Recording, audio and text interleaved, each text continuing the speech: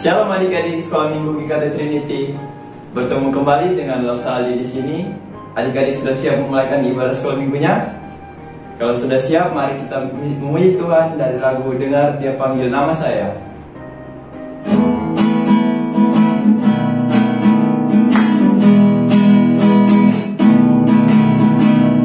Dengar Dia panggil nama saya, dengar Dia panggil namamu. Dengar Dia panggil nama saya, juga Dia panggil namamu. Oh, bilanglah, oh, bilanglah, Yesus sama cinta pada saya. Oh, bilanglah, dengar Dia panggil nama saya, dengar Dia panggil namamu. Dengar Dia panggil nama saya, juga Dia panggil namamu. Oh, bilanglah, oh, bilanglah, Yesus sama cinta pada saya. Oh, bilanglah. Ya adik-adik, mari kita satu dalam doa, kita berdoa. Ya Bapa, kami berterima kasih kepadamu karena Kau telah memberikan kami kesempatan pada hari ini untuk kembali beribadah sekolah minggu. Ya Bapa, tolong Kau berkati ibadah kami dari awal, pertengahan hingga pada akhirnya. Tolong Kau berkati teman-teman kami yang mengikuti ibadah secara langsung di gereja dan maupun kami semua yang mengikuti ibadah secara online. Inilah yang menjadi doa kami ya Bapa, dalam namamu kami berdoa. Amin. Ya adik-adik, masih semangat memuji Tuhan? Jika masih semangat, kita menyanyi satu lagu lagi, Yesus Itulah.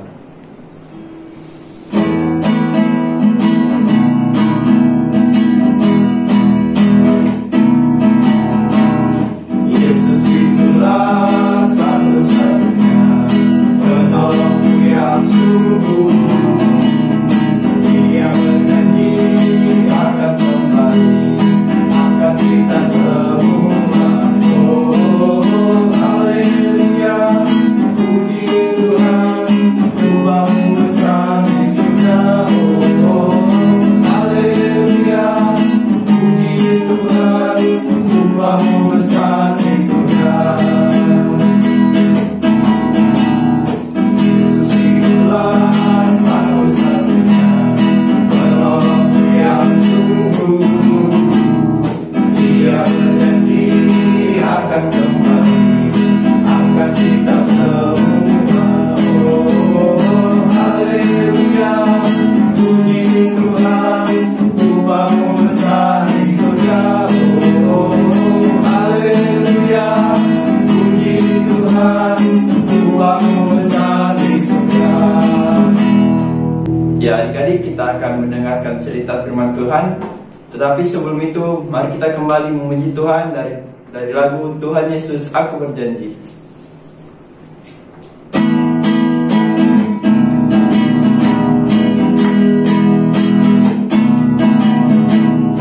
Tuhan Yesus Aku berjanji, dari murid-Mu yang setia, rajin berdoa, baca Alkitab, selalu bersaksi bagimu. Akal iblis aku menolak, firman Tuhan aku menunggu. Mulai sekarang sampai selamanya, tetap setia padamu. Tuhan Yesus aku berjanji, dari murid-Mu yang setia, rajin berdoa, baca Alkitab, selalu bersaksi harimu. Akal iblis aku menolak, firman Tuhan aku menunggu. Mulai sekarang sampai selamanya, tetap setia padamu. Ya, selamat pagi adik-adik sekolah minggu yang diberkati oleh Tuhan. Pagi hari ini kita boleh boleh bertemu kembali dalam ruang YouTube ini. Kita akan mendengarkan cerita sekolah minggu, namun sebelum kita mendengarkan cerita sekolah minggu pada pagi hari ini, kita berdoa. Mari kita berdoa. Bapa di sorga, terima kasih pagi hari ini kami boleh kembali berkumpul, boleh bertemu di ruang YouTube ini ya Tuhan. Saat ini kami ingin belajar firman Tuhan, kiranya Tuhan akan tolong agar biarlah pemberitaan firman Tuhan pada pagi hari ini kami dapat mengerti dengan baik. Roh Kudus Tuhan yang mengumpulkan kami ya Tuhan. Terima kasih Bapa. Ini doa kami dalam nama Yesus Kristus yang berdoa kepada Bapa di surga. Amin. Baik adik-adik sekolah minggu diberkati oleh Tuhan. Hari ini kita akan bercerita mengenai satu tema, yaitu disembuhkan dan menjadi hamba Tuhan. Disembuhkan dan menjadi hamba Tuhan. Adik-adik sekolah minggu diberkati oleh Tuhan. Adik-adik pernah tidak, mungkin dalam kehidupan adik-adik itu pernah mungkin sekitar 3 hari, entah itu jatuh dari sepeda, entah itu jatuh dari motor, atau jatuh dari mana saja hingga tidak bisa berjalan. Ya, bagaimana perasaan adik-adik? Selama 3 hari tidak bisa ke sekolah, tidak bisa bermain, tidak bisa melakukan aktivitas dengan leluasa seperti biasanya. Kira-kira menurut adik-adik susah atau tidak? Pasti susah kan? Pasti sulit bagi adik-adik semua untuk melakukan aktivitas yang selama ini adik-adik semua lakukan dengan begitu baik, dengan begitu sempurna. Namun dengan karena adanya kecelakaan kecil yang kita hadapi atau adik-adik di rumah hadapi, akhirnya tidak bisa lagi melakukan aktivitas seperti biasanya. Itu bayangkan hanya 3 hari saja, ya pasti sudah sangat sulit untuk melakukan apa-apa. Dan bayangkan jikalau ada orang seumur hidupnya itu lumpuh. Ada orang dari kecilnya itu lumpuh, tidak bisa melakukan aktivitas setiap hari. Mungkin dalam masa kecilnya ya dia bisa ditolong oleh saudara-saudaranya, dia masih diurus oleh ayah dan ibunya untuk melakukan aktivitas, mungkin ke kamar mandi, melakukan aktivitas yang lain, ya ditolong oleh orang tuanya. Namun bagaimana ketika dia semakin besar? Dan inilah yang terjadi dengan seorang yang lumpuh yang tiap hari berada di dalam bait Allah, di depan serambi Salomo. Setiap hari orang lumpuh ini meminta-minta kepada setiap orang yang lewat di dalam bait Allah yang ada di serambi Salomo. Ya, dia kehidupannya hanya melihat orang beraktivitas, hanya melihat orang setiap hari melakukan aktivitasnya tanpa bisa melakukan apa yang orang lain seperti lakukan. Ya. Dia hanya bisa tercengang, dia hanya bisa melihat, dan dia hanya bisa meminta-minta kepada orang-orang. Jadi kehidupannya itu ketika dia sudah menjadi besar hanya berharap kepada orang yang memberikan. Dalam kehidupannya bayangkan setiap hari di situ mungkin ada 1 buah kaleng atau 1 buah piring, 1 buah tempat untuk bisa ditempatkan, untuk bisa tempat untuk diberikan uang oleh orang lain kepada dia. Jadi itulah yang setiap hari dia kerjakan. Dan suatu saat ketika Petrus dan juga Yohanes ingin masuk ke dalam serambi Salomo untuk datang beribadah di situ, dan dia melihat orang itu. Dia melihat seorang pemuda yang sudah sakit dan lumpuh sejak lahirnya. Petrus dan Yohanes pergi menghampiri dia. Ya. Apa kira-kira harapan dari seorang yang lumpuh ini? Harapan dari seorang yang lumpuh berharap Petrus dan juga Yohanes ini memberikan sebagian uang mereka. Tapi yang menarik jawaban Petrus dan juga Yohanes, dia bilang begini, harta tidak ada padaku, emas tidak ada padaku, namun apa yang akan kuberikan kepadamu akan membuat engkau berubah.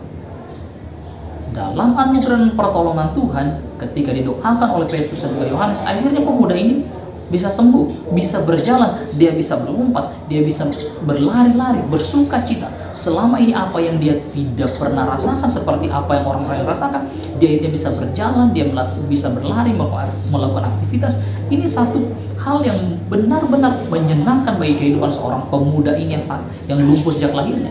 Karena apa yang selama ini dia idamkan, apa yang selama ini dia inginkan, itu tercapai. Bukan lagi emas, bukan lagi perak, bukan lagi uang, namun kesembuhan yang sempurna yang datang daripada Tuhan itu dalam kehidupannya. Apakah stop sampai di situ? Tidak. Ya.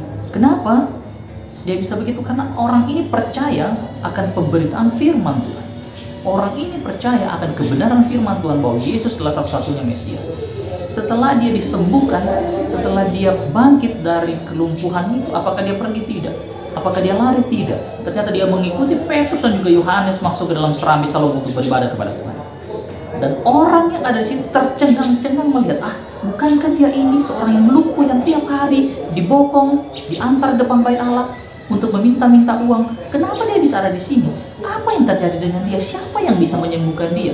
Dan ternyata akhirnya ketika orang di situ banyak menanyakan bagaimana keberadaan dia, siapa yang telah menyembuhkan dia, dia mengatakan bahwa Yesuslah orang yang telah menyembuhkannya melalui Petrus dan juga Yohanes. Setelah orang di situ mendengar kesaksian orang yang lumpuh sejak lahirnya, mereka datang kepada Petrus, mereka datang kepada Yohanes untuk bercakap-cakap dengan begitu baik, untuk bercakap-cakap mengenai kebenaran firman Tuhan, mengenai kenapa orang ini bisa disembuhkan. Petrus dan Yohanes mengatakan bahwa bukan kami yang menyembuhkan, tapi Yesus yang adalah orang yang telah kalian salibkan itu sendiri, dialah yang menyembuhkan orang ini. Dengan kuasa Roh Kudus itu, dialah yang menyembuhkan orang ini.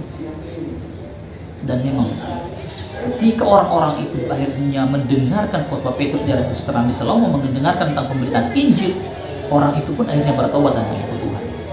Di sini mari kita lihat bagaimana perubahan yang terjadi dalam kehidupan orang yang lumpuh ini dan juga orang-orang yang ada di situ. Jadi ketika perjumpaan pribadi dengan Tuhan, orang lumpuh ini bukan ketika saat dia sudah mengalami kesembuhan yang sempurna, bukan akhirnya dia pergi meninggalkan Tuhan, tidak, namun dia sembuh untuk menyenangkan hati Tuhan. Dan sesungguhnya sebagai orang-orang Kristen, sebagai anak-anak Tuhan, kita pun harusnya seperti itu. Kalaupun dalam kehidupan kita mungkin selama ini kita dalam satu permasalahan, di dalam satu tekanan, ketika Tuhan menyelesaikan permasalahan kita bukan lupa Tuhan, kita bukan lagi akhirnya jauh daripada Tuhan, namun sebaliknya kita tetap setia kepada Dia dan mengikut Tuhan. Ketika di dalam hidup kita adalah Tuhan, saat ini kita dalam satu meskipun adik-adik sekolah minggu masih kecil, meskipun adik-adik sekolah minggu masih belum mengerti banyak hal, namun yakin dan percaya ketika nanti bertumbuh dewasa, ketika nantinya adik-adik di sekolah minggu sudah mulai mengenal pribadi yang Tuhan Yesus lebih sesungguhnya, akan memahami dengan sangat bahwa ternyata dalam kehidupan ini, saat Tuhan Yesus selesai menolong kita, saat Tuhan Yesus selesai memperbarui kehidupan kita, kita pun harus setia dalam mengikuti Dia. Ya, amin firman Tuhan. Tuhan Yesus memberkati kita semua. Mari kita berdoa. Bapa di sorga, terima kasih untuk pemberitaan firman Tuhan yang boleh kami renungkan pada pagi hari ini. Biarlah ketika kami disembuhkan ya Tuhan, kami kemudian mengikuti Tuhan sepenuh hati kami. Tuhan tolong meteraikan firman dalam kehidupan kami, agar biarlah firman ini tetap setia menuntun kehidupan kami. Terima kasih Bapa, ini doa kami dalam nama Yesus Kristus yang berdoa kepada Bapa di surga. Amin.